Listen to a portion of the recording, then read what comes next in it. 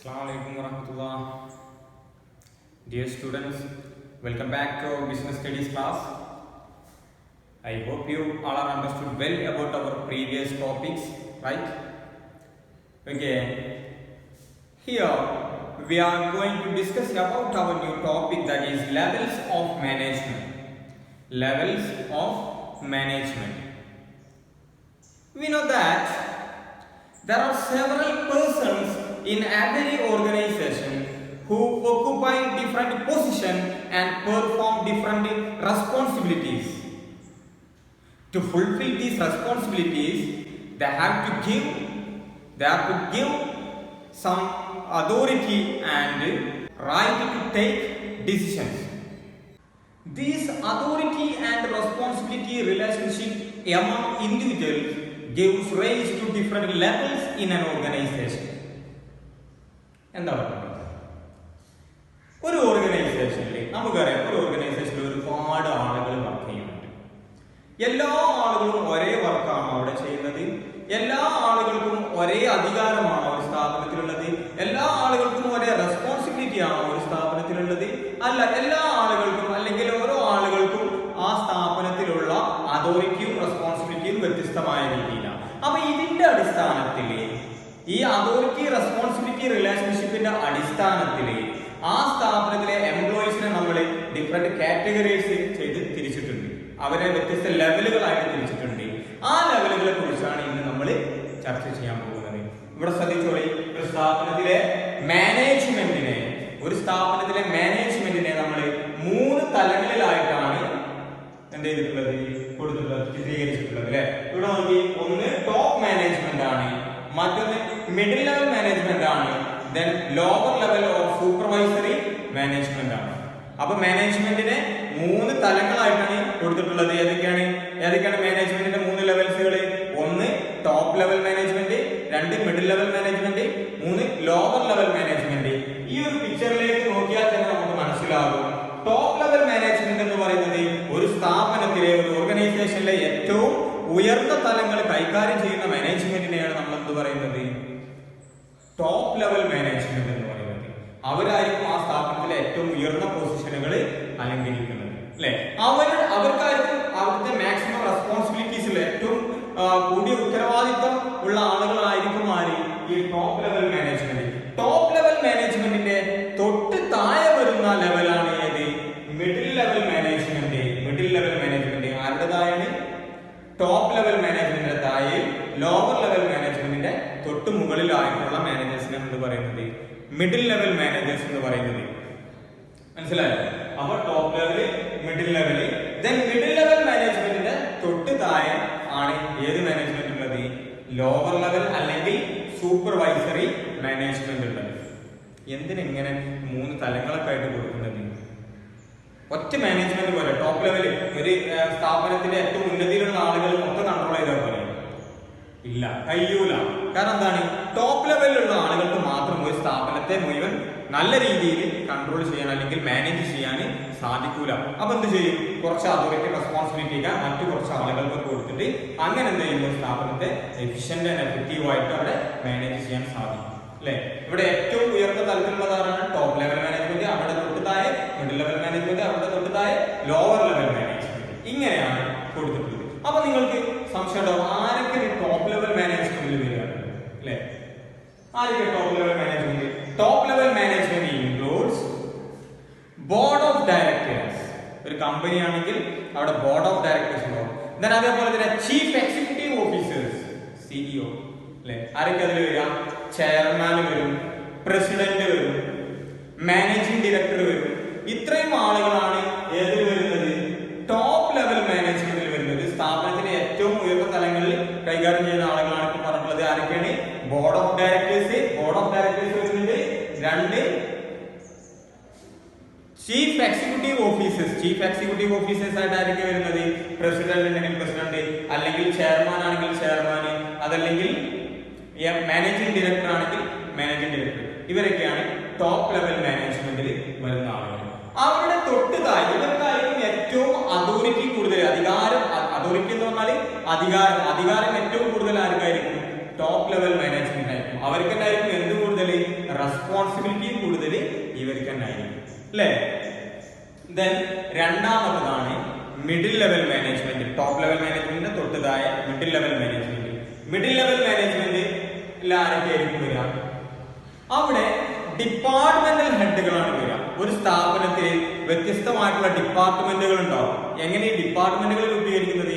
ആ സ്ഥാപനത്തിലെ മൊത്തം വർക്കുകളെ എന്ത് ചെയ്യും? ഗ്രൂപ്പാക്കി തിരിക്കും. ഒരേ രീതിയിൽ വരുന്ന വർക്കുകളൊക്കെ ഒരു ഗ്രൂപ്പാക്കി തിരിക്കും. അങ്ങനെ എന്ത് ചെയ്യും? ആ ഗ്രൂപ്പിനെ ഒരു ഡിപ്പാർട്ട്മെന്റ് ആയിട്ട് പ്രഖ്യാപിക്കും അല്ലെ. അങ്ങനെയാണ് ഡിപ്പാർട്ട്മെന്റുകൾ. ആ ഓരോ ഡിപ്പാർട്ട്മെന്റിലും എന്തുണ്ടാകും? ഒരു ഹെഡ് ഉണ്ടാകും. ആ ഹെഡാണ് ഇവിടെ വരുന്നത് മിഡിൽ ലെവൽ മാനേജ്മെന്റിൽ വരുന്നത്. അപ്പൊ ഒരു സ്ഥാപനത്തിൽ സാധാരണ ഒരു ബിസിനസ് സ്ഥാപനത്തിൽ ഏതൊക്കെ ഡിപ്പാർട്ട്മെന്റുകളാണ് ഉണ്ടാവുക? ഒന്ന് പ്രൊഡക്ഷനുമായിട്ട് ബന്ധപ്പെട്ടിട്ടുള്ളതൊക്കെ പ്രൊഡക്ഷൻ ഡിപ്പാർട്ട്മെന്റിൽ വരും. ആ ഉണ്ടാക്കിയിട്ടുള്ള സാധനങ്ങൾ വിൽക്കുന്നതായിട്ട് ബന്ധപ്പെട്ടുള്ള എല്ലാ കാര്യങ്ങളും എവിടെ വരും? മാർക്കറ്റിംഗ് ഡിപ്പാർട്ട്മെന്റിൽ വരും. ദെൻ അതേപോലെ തന്നെ പണപരമായിട്ടുള്ള എല്ലാ കാര്യങ്ങളും ഫിനാൻസ് ഡിപ്പാർട്ട്മെന്റ്. അവിടുത്തെ എംപ്ലോയീസും അവിടുത്തെ എല്ലാ ആളുകളെയും തമ്മിലുള്ള അല്ലെങ്കിൽ ബന്ധപ്പെട്ടിട്ടുള്ള ഒരു ഡിപ്പാർട്ട്മെന്റ് ആണ് ഹ്യൂമൻ റിസോഴ്സ് ഡിപ്പാർട്ട്മെന്റ്. ഇങ്ങനെയുള്ള ഡിപ്പാർട്ട്മെന്റുകളുടെ ഹെഡുകളാണ് ഇവിടെ വരുന്നത് മിഡിൽ ലെവൽ മാനേജ്മെന്റിൽ വരുന്നത്. അതേപോലെ ഈ കമ്പനിക്ക് ഡിഫറെന്റ് ബ്രാഞ്ചുകൾ ഉണ്ടെങ്കിൽ ബ്രാഞ്ച് മാനേജേഴ്സും എവിടെ തന്നെയാണ് വരിക? ഈ മിഡിൽ ലെവൽ മാനേജ്മെന്റിൽ തന്നെയാണ് ബ്രാഞ്ച് മാനേജേഴ്സ് വരിക. അപ്പൊ ആരൊക്കെയാണ് മിഡിൽ ലെവൽ മാനേജേഴ്സിൽ വരുന്നത്?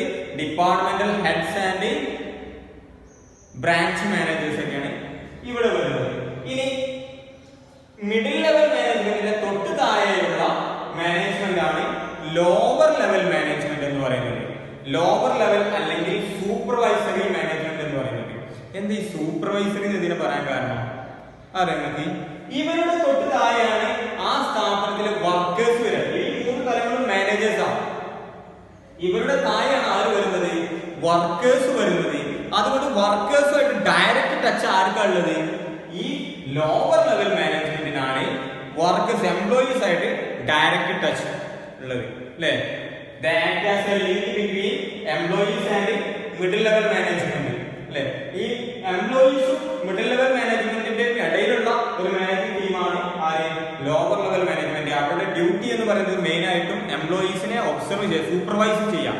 അപ്പോൾ എംപ്ലോയീസിനെ സൂപ്പർവൈസ് ചെയ്യുന്നത് കൊണ്ട്, കാരണം എംപ്ലോയീസിന്റെ തൊട്ട് മുകളിലുള്ള ആളുകൾ എംപ്ലോയീസ് എന്തൊക്കെ കാര്യങ്ങളാണ് ചെയ്യുന്നത് എന്നുള്ളതൊക്കെ കൃത്യമായിട്ട് അറിയാവുന്നതാണ് ലോവർ ലെവൽ മാനേജ്മെന്റ് ആണ്. അതുകൊണ്ടാണ് അവർ വിളിക്കുന്നത് സൂപ്പർവൈസറി മാനേജ്മെന്റ് എന്ന് പറയുന്നത്. അപ്പൊ ഇവിടെ ആരൊക്കെയായിരിക്കും വരിക? ഇവിടെ വരുന്ന ആളുകളാണ് സൂപ്പർവൈസേഴ്സ്, ഫോർമാന്, സൂപ്രണ്ടന്റ്. ഇങ്ങനെയുള്ള ആളുകളൊക്കെയാണ് ഏതിൽ വരുന്നത്? ലോവർ ലെവൽ മാനേജ്മെന്റിൽ വരുന്നത്. അപ്പൊ ഇത് നിങ്ങൾക്ക് വളരെ കൃത്യമായിട്ട് മനസ്സിലായല്ലോ. മൂന്ന് തലങ്ങള് അല്ലെ. ഏറ്റവും ഉയർന്ന തലത്തിലുള്ളത് top level management. Top level മാനേജ്മെന്റിന്റെ തൊട്ട് താഴെ ലോവർ ലെവൽ മാനേജ്മെന്റിന്റെ തൊട്ട് മുകളിലുള്ള മാനേജ്മെന്റ് ആണ് middle level management. Act as A link between top level management and lower level management. Top level മാനേജ്മെന്റിന്റെ തൊട്ട് താഴെ ലോവർ ലെവൽ മാനേജ്മെന്റ്. ഈ മൂന്ന് മാനേജ്മെന്റ് ആണ്. ഈ മൂന്ന് ലെവൽസ് ആണ് മാനേജ്മെന്റിന്റെ ലെവൽസ് എന്ന് പറയുന്നത്. അപ്പൊ മാനേജ്മെന്റിന്റെ ലെവൽസ് മൂന്നെണ്ണമാണ്: top level, middle level, lower level. ആരൊക്കെയാണ് ഇവിടെ വരുന്നത് എന്നുള്ളതൊക്കെ നമ്മൾ ചർച്ച ചെയ്തു. ഇതിൽ നിന്ന് ക്വസ്റ്റ്യൻ സാധാരണ ചോദിക്കാറുണ്ട്. അതുകൊണ്ട് അത് കൃത്യമായിട്ട് പഠിക്കണം. ഏതൊക്കെ ലെവലുകളാണ് എന്നും ഓരോ ലെവലിൽ വരുന്ന ആളുകളെ നിങ്ങൾ പഠിക്കണം കേട്ടോ. ദെൻ ഇനി അടുത്ത ടോപ്പിക്കിലേക്ക് നമ്മൾ കിടക്കുകയാണ്. അടുത്ത ടോപ്പിക്കിൽ നമുക്ക് പഠിക്കാനുള്ളത് ഈ മൂന്ന് ലെവൽ മാനേജ്മെന്റ്, ഈ ടോപ്പ് ലെവലിന്റെയും മിഡിൽ ലെവൽ മാനേജ്മെന്റിന്റെയും ലോവർ ലെവൽ മാനേജ്മെന്റിന്റെയും ഫംഗ്ഷനുകളാണ് ഇനി പഠിക്കാനുള്ളത്. എന്തൊക്കെ കാര്യങ്ങളാണ് അവരവിടെ ചെയ്യുക എന്നുള്ളതാണ് ഇനി പഠിക്കാൻ പോകുന്നത്. മനസ്സിലായോ? അതൊന്ന് നോക്കുക. അപ്പൊ നമ്മൾ അടുത്ത ടോപ്പിക്കിലേക്ക് കിടക്കുകയാണ്. അടുത്ത ടോപ്പിക് പറഞ്ഞാൽ ഇതുമായിട്ട് റിലേറ്റ് ചെയ്തിട്ടുള്ള ടോപ്പിക് തന്നെയാണ് functions of levels of management. ഈ ഓരോ ലെവലിലുള്ള മാനേജേഴ്സും എന്തൊക്കെ കാര്യങ്ങളാണ് ആ സ്ഥാപനത്തിൽ ചെയ്യേണ്ടത് എന്നുള്ളതാണ് ഇനി അടുത്ത ടോപ്പിക്കിൽ നമ്മൾ ചർച്ച ചെയ്യുന്നത്. അപ്പൊ ആദ്യം നമ്മൾക്ക് ആദ്യം ചർച്ച ചെയ്യാം ടോപ്പ് ലെവൽ മാനേജേഴ്സ് എന്തൊക്കെ കാര്യങ്ങളാണ് ചെയ്യാനുള്ളത്, അവരുടെ ധർമ്മങ്ങൾ, ആ സ്ഥാപനത്തിൽ അവർ എന്തൊക്കെ കാര്യങ്ങളാണ് ചെയ്യാൻ. നിങ്ങൾക്ക് പറയാൻ പറ്റുമോ ടോപ്പ് ലെവൽ മാനേജേഴ്സ് ചെയ്യുന്ന കാര്യങ്ങൾ എന്തൊക്കെയാണെന്നുള്ളത് പറയാൻ പറ്റുമോ? എന്തൊക്കെയാ പറയാം? എന്തൊക്കെയായിരിക്കും ടോപ്പ് ലെവൽ മാനേജേഴ്സ് ചെയ്യാം? ഏറ്റവും ഒരു സ്ഥാപനത്തിന്റെ ഏറ്റവും ഉന്നതിയിലുള്ള ആളുകൾ എന്തൊക്കെയായിരിക്കും ഒന്ന് പറഞ്ഞു നോക്കിയാണ്. ഒന്ന് നമുക്ക് എന്ത് പറയാം, അവരായിരിക്കും ആ സ്ഥാപനത്തിലെ എല്ലാ കാര്യങ്ങളും പ്ലാൻ ചെയ്യുന്നത് അല്ലേ. അവിടുത്തെ പോളിസി രൂപീകരിക്കുന്നത് അവരായിരിക്കും. അതേപോലെ തന്നെ നമുക്ക് പെട്ടെന്ന് പറയാൻ പറ്റുന്നതാണ് ടോപ്പ് ലെവൽ മിഡിൽ ലെവൽ മാനേജ്മെന്റിന് ആവശ്യമായിട്ടുള്ള ഇൻസ്ട്രക്ഷനുകളൊക്കെ ആരായിരിക്കും കൊടുക്കുക? ഈ ടോപ്പ് ലെവൽ മാനേജ്മെന്റ് ആയിരിക്കും കൊടുക്കുക. ഇങ്ങനെ കുറെ സംഗതികൾ നമുക്ക് ജനറൽ ആയിട്ട് ഇങ്ങനെ പറയാൻ പറ്റൂലേ. അതേപോലെ അതിന്റെ എല്ലാ കാര്യങ്ങളെയും ഉത്തരവാദിത്വം അവർക്ക് തന്നെ ആയിരിക്കും അല്ലെ. ഇനി നമുക്ക് എന്തൊക്കെ കാര്യങ്ങൾ പോയിന്റ് വൈസ് ഒന്ന് ചർച്ച ചെയ്തോളാം. അപ്പൊ ഒന്നാമത്തെ ടോപ്പ് ലെവൽ മാനേജ്മെന്റിന്റെ ഫംഗ്ഷൻ ആണ് ലേ down the overall objective of the organisation. ഒരു സ്ഥാപനത്തിന്റെ മൊത്തത്തിലുള്ള ഒബ്ജക്റ്റീവ്സിനെ രൂപീകരിക്കുക എന്ന് പറയുന്നത് ആരുടെ ഫംഗ്ഷനാണ്?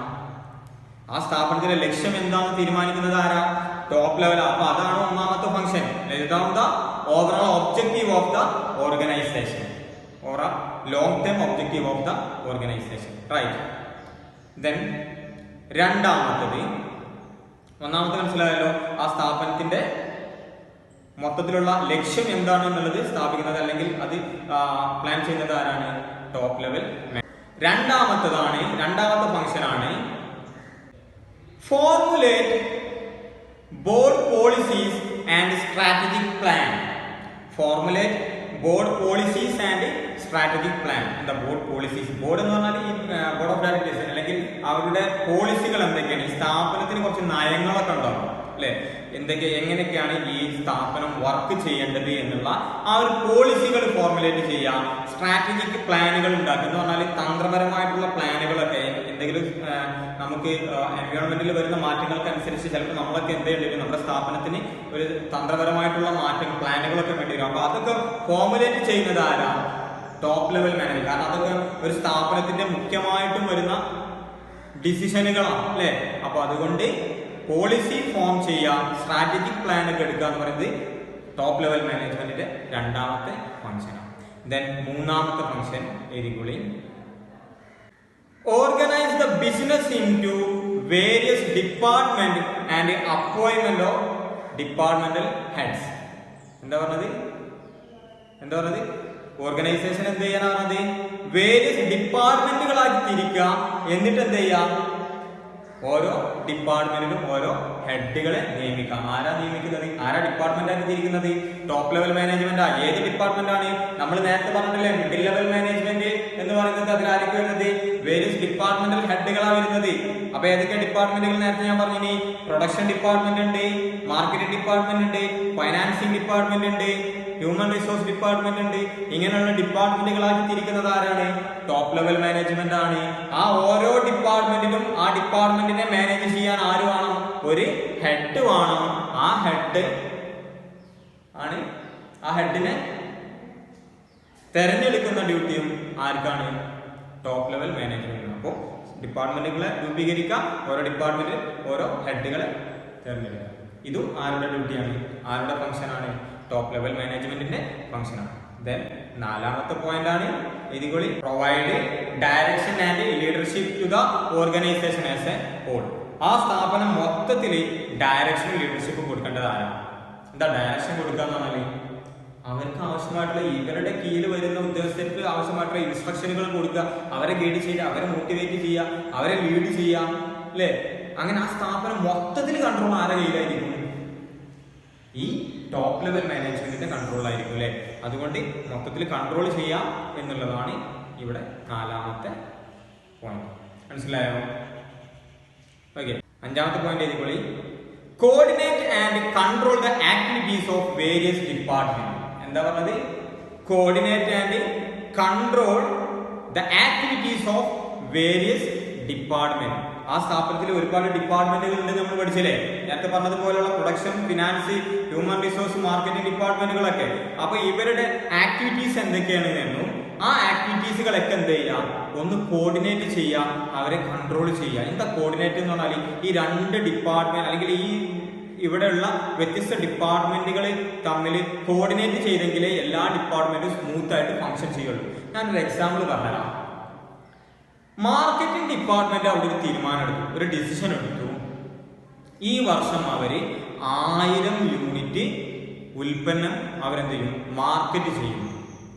1000 യൂണിറ്റ് ഉൽപ്പന്നങ്ങൾ മാർക്കറ്റ് ചെയ്യണം എന്നുള്ള തീരുമാനം ആരെടുത്തത്? മാർക്കറ്റിംഗ് ഡിപ്പാർട്ട്മെന്റ് എടുത്തത്. അപ്പൊ അതിനനുസരിച്ച് 1000 യൂണിറ്റ് ഉൽപ്പാദിപ്പിക്കണ്ടേ? 1000 യൂണിറ്റ് ഉൽപ്പാദിപ്പിച്ചിട്ടുണ്ടെങ്കിലല്ലേ ഇവർക്ക് മാർക്കറ്റ് ചെയ്യാൻ സാധിക്കുള്ളൂ. അപ്പം ഇത് ഉൽപ്പാദിപ്പിക്കണമെങ്കിൽ ആര് ഉൽപ്പാദിപ്പിക്കണം? പ്രൊഡക്ഷൻ ഡിപ്പാർട്ട്മെന്റ് ഉൽപ്പാദിപ്പിക്കണം. പ്രൊഡക്ഷൻ ഡിപ്പാർട്ട്മെന്റ് ഉൽപ്പാദിപ്പിക്കണമെങ്കിൽ അതിന് ആരുടെ അടുത്ത് ഫണ്ട് കിട്ടണം? ഫൈനാൻഷ്യൽ ഡിപ്പാർട്ട്മെന്റിന്റെ അടുത്ത് ഫണ്ട് കിട്ടണം. ഫണ്ട് മാത്രം കിട്ടിയാൽ മതിയോ? പോരാ, ഇവിടേക്ക് എംപ്ലോയീസിനെ കൊണ്ട് വർക്ക് ചെയ്യിപ്പിക്കണം. അത് ആരുടെയാണ്? HR ഡിപ്പാർട്ട്മെന്റിനാണ്. അപ്പൊ ഈ ഡിപ്പാർട്ട്മെന്റുകളൊക്കെ ഇന്റഗ്രേറ്റ് ചെയ്ത് അവർ തമ്മിൽ കോർഡിനേറ്റ് ചെയ്യേണ്ടുന്ന, അല്ലെങ്കിൽ ഈ ഡിപ്പാർട്ട്മെന്റുകളെ കോർഡിനേറ്റ് ചെയ്യിപ്പിക്കേണ്ടുന്ന ഡ്യൂട്ടി ആർക്കാണുള്ളത്? ടോപ്പ് ലെവൽ മാനേജ്മെന്റിനാണുള്ളത്. മനസ്സിലായോ? അടുത്ത ഫംഗ്ഷൻ എഴുതിക്കോളി. Maintain liaison with government, employees, other organisation and other stakeholders. എന്താ ലൈസൺ എന്ന് പറഞ്ഞാല്? ലൈസൺ എന്ന് പറഞ്ഞാൽ ഒരു രഹസ്യ ധാരണ എന്ന് പറയും.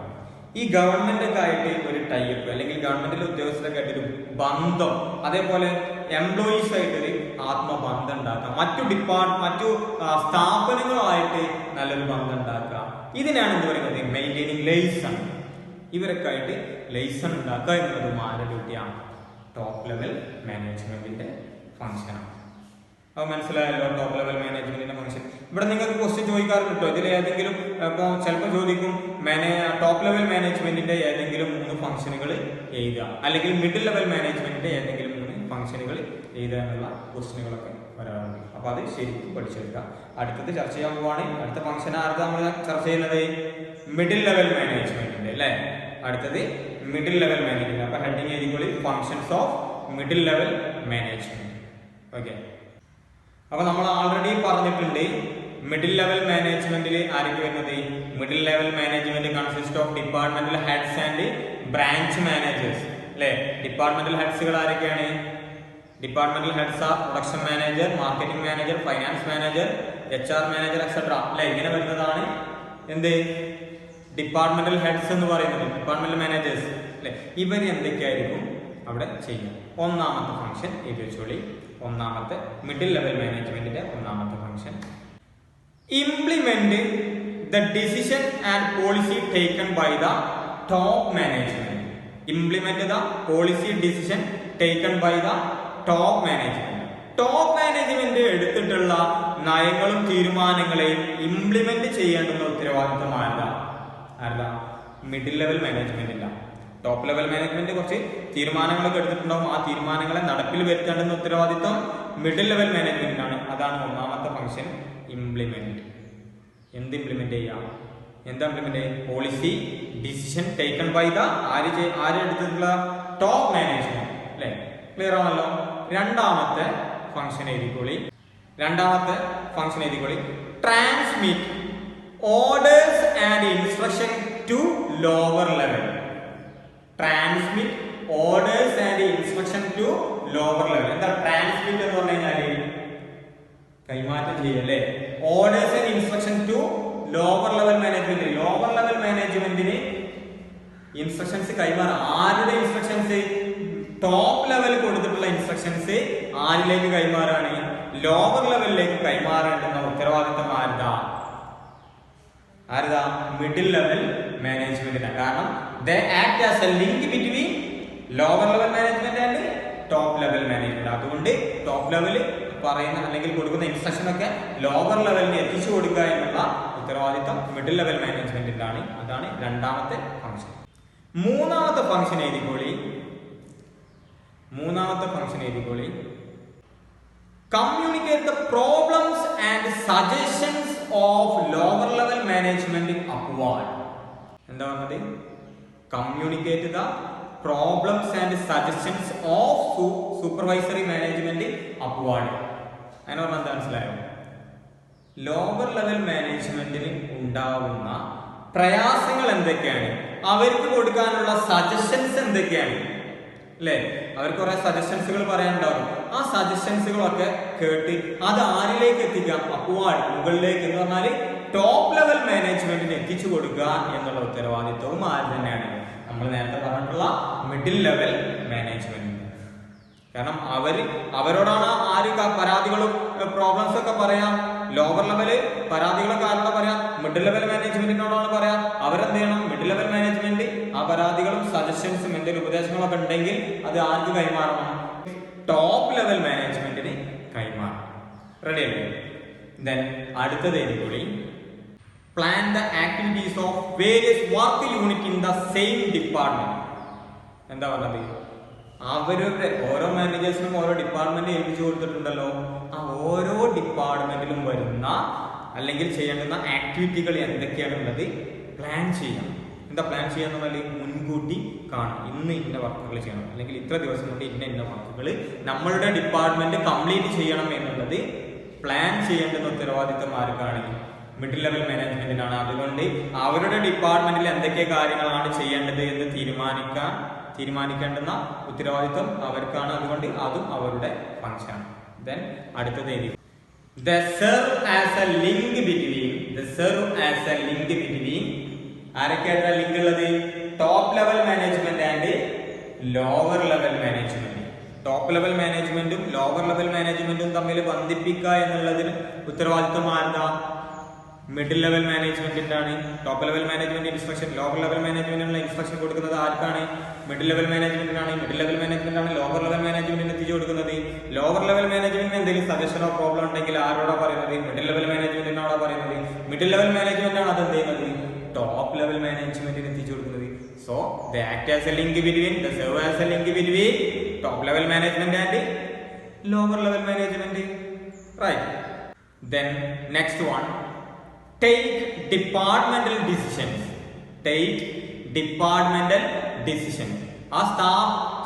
അവരുടെ ഡിപ്പാർട്ട്മെന്റുമായിട്ട് ബന്ധപ്പെട്ടിട്ടുള്ള തീരുമാനങ്ങൾ എടുക്കുക എന്നുള്ള ഫംഗ്ഷനും ആര് തന്നെയാണ്?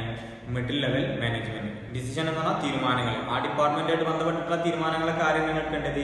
ഈ ഡിപ്പാർട്ട്മെന്റൽ ഹെഡുകൾ, ഡിപ്പാർട്ട്മെന്റൽ മാനേജേഴ്സ് തന്നെയാണ് എടുക്കേണ്ടത്. സിമ്പിൾ ആണ്. ദെൻ അടുത്ത guide and inspire of the lower level management to attain the organizational objective. Guide and inspire ആരെ ഗൈഡ് ചെയ്യാം? Guide and inspire the lower level management. Lower level മാനേജ്മെന്റിന് guidance കൊടുക്കുക, അവരെ inspire ചെയ്യുക. എന്തിനു വേണ്ടിയിട്ട്? നമ്മുടെ സ്ഥാപനത്തിന്റെ ലക്ഷ്യങ്ങൾ അച്ചീവ് ചെയ്യാൻ വേണ്ടിയിട്ട് അവരെ എന്ത് ചെയ്യാം? ഒന്ന് മോട്ടിവേറ്റ് ചെയ്യിപ്പിക്കുക എന്നുള്ള ഒരു ഫംഗ്ഷൻ കൂടെ ആർക്കുണ്ട്? ഈ മിഡിൽ ലെവൽ മാനേജ്മെന്റിന്. ഓക്കെ അല്ലേ? 5 or 6 അത്രയും അല്ലേ?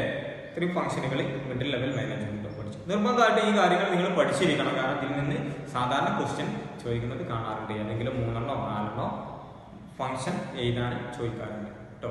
ഇനി അടുത്തത് നമ്മൾ എഴുതിക്കാൻ പോകുന്നത് അടുത്തതാണ് നമ്മുടെ ലോവർ ലെവൽ മാനേജ്മെന്റ്. അല്ലെ? ലോവർ ലെവൽ മാനേജ്മെന്റ് നമ്മൾ എന്താന്നൊക്കെ നേരത്തെ പറഞ്ഞിട്ടുണ്ട്. ആരൊക്കെയാണ് ലോവർ ലെവൽ മാനേജ്മെന്റിൽ വരുന്നത്? അല്ലെങ്കിൽ ലോവർ ലെവൽ മാനേജ്മെന്റിന് അറിയപ്പെടുന്ന മറ്റൊരു പേരെന്താ? Supervisory management. അതേപോലെ വേറൊരു പേര് കൂടെ ഉണ്ട്, ഓർമ്മിച്ച് വെച്ചോളി, ഓപ്പറേറ്റീവ് മാനേജ്മെന്റ്. ഏതൊക്കെയാണ്? സൂപ്പർവൈസറി മാനേജ്മെന്റും ഓപ്പറേറ്റീവ് മാനേജ്മെന്റും. Lower level management also called supervisory management and operative management. ആരൊക്കെ ഇവിടെ വരുന്നത്? നമ്മൾ നേരത്തെ ചർച്ച ചെയ്തിട്ടുണ്ട്. ആരൊക്കെയാണ്? ഒന്ന് സൂപ്പർവൈസർ ഉണ്ടാകും, ഫോർമാൻ ഉണ്ടാവും, സൂപ്രണ്ടന്റ് ഉണ്ടാകും, സെയിൽസ് ഓഫീസേഴ്സ് ഉണ്ടാകും, സെക്ഷൻ ഓഫീസേഴ്സ് ഉണ്ടാവും. അല്ലെ? ഇവരൊക്കെ അക്കൗണ്ട്സ് ഓഫീസേഴ്സ്. ഇവരൊക്കെ ഏതിലാ വരുന്നത്? ലോവർ ലെവൽ മാനേജ്മെന്റിലാണ് വരുന്നത്. അവർക്ക് ആരൊക്കെയായിട്ട് ഡയറക്റ്റ് ടച്ച് ഉള്ളത്? They serve as a link between employees and middle level management. Middle level management employees ആയിട്ട് ആർക്കാണ് ബന്ധമുള്ളത്? ഈ ലോവർ ലെവൽ മാനേജേഴ്സിനാണ്. മനസ്സിലായോ? അല്ലേ? അപ്പോൾ എംപ്ലോയീസ് ആയിട്ട് ഏറ്റവും അടുത്ത് നിൽക്കുന്ന മാനേജേഴ്സ് ആരാണ്? ഈ ലോവർ ലെവൽ മാനേജേഴ്സ് ആണ്. നമ്മൾ പറഞ്ഞിട്ടുള്ള സൂപ്പർവൈസേഴ്സ്, അല്ലെങ്കിൽ ഫോർമാൻ, അല്ലെങ്കിൽ section officers, sales officers, account officers.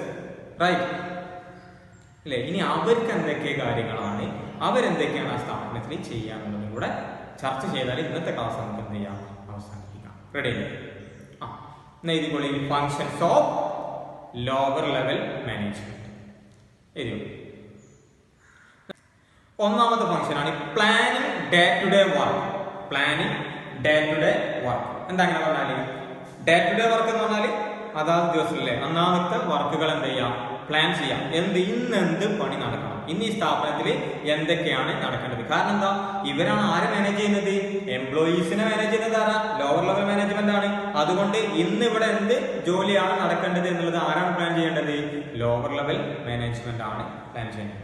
Plan day to day work എന്നുള്ളതാണ് ഒന്നാമത്തത്. രണ്ടാമത്തത് എഴുതിക്കോളി, assignment of work and issuing of orders and instructions. Assignment of work and issuing of orders and instruction. Assignment of work എന്താ, ഓരോ ആളുകൾക്ക് ഇന്ന ആൾ ഇന്ന work ചെയ്യണം അല്ലെ, അത് അസൈൻ ചെയ്ത് കൊടുക്കുക. ഇന്ന് നീ എന്ത് ചെയ്യണം, ഈ വർക്ക് ചെയ്യണം, മറ്റേ ആൾ ഇന്ന വർക്കാണ് ചെയ്യേണ്ടത് അല്ലെ. ഇങ്ങനെ ഓരോ ആളുകൾക്കും വർക്ക് അസൈൻ ചെയ്ത് കൊടുക്കുക.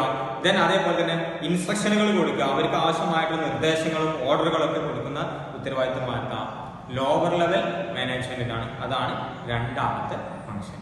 മൂന്നാമത്തെ ഫംഗ്ഷൻ എഴുതിക്കോളി, arranging materials, machinery, tools etcetera. Arranging machinery, tools, materials etcetera. ഇതൊക്കെ എന്ത് ചെയ്യുക, അവിടെ ആളുകൾ വർക്ക് ചെയ്യാൻ വരുമ്പോൾ അവിടെ എന്തായിരിക്കണം, മെഷീനറി റെഡി ആയിരിക്കണം. ദെൻ അവിടെ ആവശ്യത്തിന് മെറ്റീരിയൽസ് ഉണ്ടായിരിക്കണം. ഇത് വർക്ക് ചെയ്യാൻ ആവശ്യമായിട്ടുള്ള ടൂൾസുകളൊക്കെ അവിടെ റെഡിയാക്കി വെക്കണം എന്നുള്ള ഉത്തരവാദിത്വം ആർക്കാണ്, നമ്മുടെ സൂപ്പർവൈസറി മാനേജ്മെന്റിനാണ്, ലോവർ ലെവൽ മാനേജ്മെന്റിനാണ്. മനസ്സിലായോ, അതും അവരുടെ ഒരു ഫംഗ്ഷനാണ്. ദെൻ നാലാമത്തെ ഫംഗ്ഷൻ എഴുതിക്കോളി, സൂപ്പർവൈസിംഗ് ദ വർക്കേഴ്സ് അല്ലെ. നമ്മൾ ഓൾറെഡി ചർച്ച ചെയ്തതാണ്. എന്ത് ചെയ്യണം, വർക്കേഴ്സിനെ സൂപ്പർവൈസ് ചെയ്യണം. അവരെന്തൊക്കെ കാര്യങ്ങളാണ് ചെയ്യുന്നത്, നമ്മൾ കൊടുത്ത ഇൻസ്ട്രക്ഷൻ പ്രകാരം തന്നെയാണോ, നമ്മൾ പ്ലാൻ ചെയ്ത രീതിയിൽ തന്നെയാണോ അവര് അവിടെ കാര്യങ്ങൾ ചെയ്യേണ്ടത് എന്നുള്ളത് എന്ത് ചെയ്യണം, നമ്മൾ സൂപ്പർവൈസ് ചെയ്യണം. അപ്പോഴാണ് ഈ സൂപ്പർവൈസിംഗ് ഉണ്ടെങ്കിൽ ചിലപ്പോൾ അവിടെ എംപ്ലോയീസ് എന്ത് ചെയ്യുള്ളൂ, വർക്ക് ചെയ്യുള്ളൂ. നമ്മുടെ നോക്കാൻ ഒരാളുണ്ട് എന്ന് അറിയുമ്പോഴായിരിക്കും എംപ്ലോയീസ് അവിടെ എന്ത് ചെയ്യുന്നത്, വർക്ക് ചെയ്യുന്നത്. അതുകൊണ്ട് സൂപ്പർവൈസിംഗ് എന്നുള്ള ഫംഗ്ഷനും ആർക്കാണ്, ഈ ലോവർ ലെവൽ മാനേജ്മെന്റ് ആണ്. അതാണ് സൂപ്പർവൈസിംഗ് വർക്ക്. ദെൻ അടുത്ത പോയിന്റ് എഴുതിക്കൊള്ളി, maintaining close contact with workers. Maintaining close contact with workers to ensure discipline and adequate result. എന്തിനു വേണ്ടിയിട്ടാണ് അവരായിട്ട് ക്ലോസ് കോണ്ടാക്ട് എന്ന് പറഞ്ഞാൽ അവരായിട്ട് അടുത്ത ഒരു ബന്ധം ഉണ്ടാക്കണം എന്ന് പറഞ്ഞത് എന്തിനാണ്, മെയിൻറ്റെയിൻ ഡിസിപ്ലിൻ അല്ലെ. അവിടെ ഡിസിപ്ലിൻ വേണം. നമ്മളെ മുകളിൽ ഒരാൾ നോക്കാനുണ്ട് എന്ന് അറിയുമ്പോഴേ നമ്മളൊക്കെ എന്ത് ചെയ്യുള്ളൂ, ഒന്ന് അച്ചടക്കത്തോട് കൂടിയിട്ട് ഏത് സ്ഥാപനത്തിലാണെങ്കിലും നമ്മൾ അവിടെ വർക്ക് ചെയ്യണം. അപ്പൊ എന്താണ്, അതിന് അവരായിട്ട് ക്ലോസ് കോണ്ടാക്ട് വേണം. അതുകൊണ്ട് അവിടെ അവരെ ക്ലോസ് കോണ്ടാക്ട് ചെയ്തിട്ട് ഡിസിപ്ലിൻ ഉറപ്പുവരുത്തുക, നമ്മളുടെ ആഡിക്വേറ്റ് ആയിട്ടുള്ള റിസൾട്ട് കിട്ടുന്നുണ്ട് എന്നുള്ളത് ഉറപ്പുവരുത്തുക എന്നുള്ളതാണ് മറ്റൊരു ഫംഗ്ഷൻ. ദെൻ രണ്ട് ഫംഗ്ഷനും കൂടെ ഉണ്ട്, അതും കൂടെ എഴുതിച്ചോളി. ദെൻ നെക്സ്റ്റ് ഫംഗ്ഷൻ ആണ് evaluating operating performance. Evaluating operating performance. എന്താ ഇവാലുവേഷൻ എന്ന് പറഞ്ഞാൽ, ഒന്ന് നമ്മൾ വിലയിരുത്തല്ലേ, എന്ത് അവിടെ വർക്കേഴ്സ് ചെയ്യുന്ന വർക്കുകൾ എത്രത്തോളം ആയിട്ടുണ്ട്, നമ്മൾ ചെയ്യാൻ പറയുന്ന ജോലികൾ ടൈം ബൗണ്ട് ആയിട്ട് അവർ ചെയ്ത് തീർക്കുന്നുണ്ടോ എന്നുള്ളത് എന്ത് ചെയ്യാം, നമ്മളൊന്ന് ഇവാലുവേറ്റ് ചെയ്യാം അല്ലെ. അപ്പൊ നമുക്ക് എന്തൊക്കെ മനസ്സിലാവും, ആരൊക്കെയാണ് കൂടുതൽ വർക്ക് ചെയ്യുന്നത്, ആർക്കൊക്കെയാണ് ട്രെയിനിങ് ആവശ്യമുള്ളത്, ആർക്കൊക്കെയാണ് ഒന്നും കൂടെ നമ്മൾ ഇംപ്രൂവ്മെന്റ് കൊടുക്കേണ്ടത് എന്നുള്ളതൊക്കെ നമുക്ക് മനസ്സിലാവും അല്ലെ. അടുത്തതാണ് taking corrective action wherever necessary. Taking corrective action wherever necessary. എവിടെയാണോ അത്യാവശ്യമായിട്ട് നമുക്ക് എന്തെങ്കിലും ആക്ഷൻ കൊടുക്കേണ്ടത് അവിടെ എന്ത് ചെയ്യാം, ആ ആക്ഷൻ കൊടുക്കാം. എന്ന് പറഞ്ഞാൽ ആരെങ്കിലും മിസ്റ്റേക്കുകൾ ഉണ്ടോ, അല്ലെങ്കിൽ ഏതെങ്കിലും എംപ്ലോയീസിന് വർക്ക് ചെയ്യാൻ ചെറിയ പ്രയാസം ഉണ്ടെങ്കിൽ നമ്മളവിടെ കറക്റ്റീവ് ആക്ഷൻ എടുക്കണം. എന്താ ആക്ഷൻ എടുക്കേണ്ടത്, ആ എംപ്ലോയിക്ക് പറഞ്ഞു കൊടുക്കണം. അല്ലെങ്കിൽ ആൾക്ക് ട്രെയിനിങ് ആവശ്യമാണെങ്കിൽ ട്രെയിനിങ് കൊടുക്കണം. അതാണ് അത്യാവശ്യമാണെങ്കിൽ ട്രെയിനിങ്, അല്ലെങ്കിൽ അയാളെ കൗൺസിലിംഗ് ആണെങ്കിൽ കൗൺസിലിംഗ്, എന്താണോ ആവശ്യമുള്ളത് ആ ആക്ഷൻ, കറക്റ്റീവ് ആക്ഷൻ അവിടെ കൊടുക്കുക എന്നുള്ള ഡ്യൂട്ടിയും ആർക്കാണ്, നമ്മുടെ ലോവർ ലെവൽ മാനേജ്മെന്റിനാണ്. ദെൻ ഒന്നും കൂടെ ചോദ്യം, sending report to higher authorities. Sending report to higher authorities. എന്താ അങ്ങനെ പറഞ്ഞാല്, sending report to higher authorities പറഞ്ഞാല് നമ്മൾ ഇവിടെ നടക്കുന്ന വർക്കുകളെ കുറിച്ചും മറ്റു കാര്യങ്ങളെ കുറിച്ചുള്ള റിപ്പോർട്ട് എന്ത് ചെയ്യാം, മിഡിൽ ലെവൽ മാനേജ്മെന്റിന് കൈമാറാം. മിഡിൽ ലെവൽ മാനേജ്മെന്റ് എന്ത് ചെയ്യും, ടോപ്പ് ലെവൽ മാനേജ്മെന്റിന് കൈമാറും. ഇത്രയും കാര്യങ്ങളാണ് നമ്മൾക്ക് പഠിക്കാനുള്ള അവരുടെ ഫംഗ്ഷനുകൾ അല്ലെ, ലോവർ ലെവൽ മാനേജ്മെന്റിന്റെ ഫംഗ്ഷനുകൾ. വളരെ സിമ്പിൾ കാര്യങ്ങളാണ്. പഠിച്ചതൊക്കെ ഓർമ്മ ഉണ്ടോ? നമ്മൾ ഇന്ന് ചർച്ച ചെയ്ത കാര്യങ്ങൾ എന്തൊക്കെയാണ്, ലെവൽസ് ഓഫ് മാനേജ്മെന്റ് ചർച്ച ചെയ്തു. മാനേജ്മെന്റ് ലെവൽസ് ഏതൊക്കെയാണ്, 3 ലെവലുകൾ ഉണ്ട്. ഏതൊക്കെയാണ്, top level, middle level, lower level. പിന്നെന്താ പഠിച്ചത്, ആ 3 ലെവലുകളിലും ആരൊക്കെയാണ് വരുന്നത് അല്ലെ. ടോപ്പ് ലെവലിൽ വരുന്നത് ബോർഡ് ഓഫ് ഡയറക്ടേഴ്സ് ആണ്, ചീഫ് എക്സിക്യൂട്ടീവ് ഓഫീസേഴ്സ് ആണ്. മിഡിൽ ലെവലിൽ വരുന്നത് ഡിപ്പാർട്ട്മെന്റൽ ഹെഡുകളാണ് അല്ലെങ്കിൽ ബ്രാഞ്ച് മാനേജേഴ്സ് ആണ്. ലോവർ ലെവൽ മാനേജ്മെന്റിൽ വരുന്നത് സെക്ഷൻ ഓഫീസേഴ്സ് ആണ്, സൂപ്പർവൈസേഴ്സ് ആണ്, അല്ലെങ്കിൽ ഫോർമാൻ ആണ്, അല്ലെങ്കിൽ സെയിൽസ് ഓഫീസേഴ്സ് ആണ്. ഇങ്ങനെയുള്ള ആളുകളാണ് ലോവർ ലെവൽ മാനേജ്മെന്റിൽ വരുന്നത്.